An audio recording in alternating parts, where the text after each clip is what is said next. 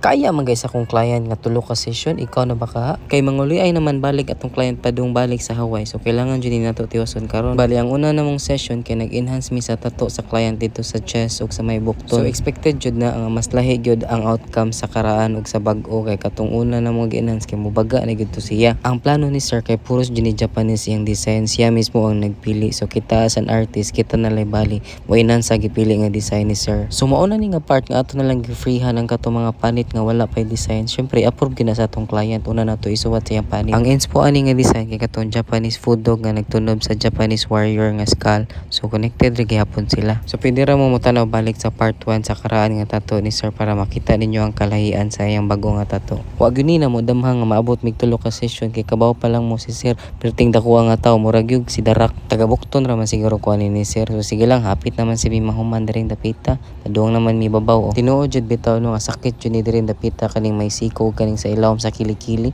Diha ra gyud ni nga part nga hapit na jud mi mahuman. Kay sa tinud-anay lang kay nagsugod mi alas 10 sa buntag na human mi alas 11 sa gabi padung na jud to.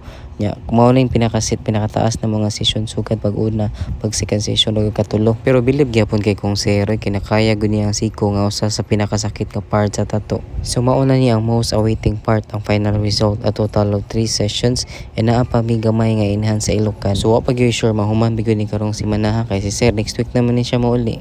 Sangko sa langit jud akong pasalamat ni ma'am ug sir kay sa kadaghang artist diri sa Cebu kita jud ang gipili nga motato nilang duha mag-asawa. So di lang nato dugayon no nga ikaw diha na minaw sa akong yaw-yaw.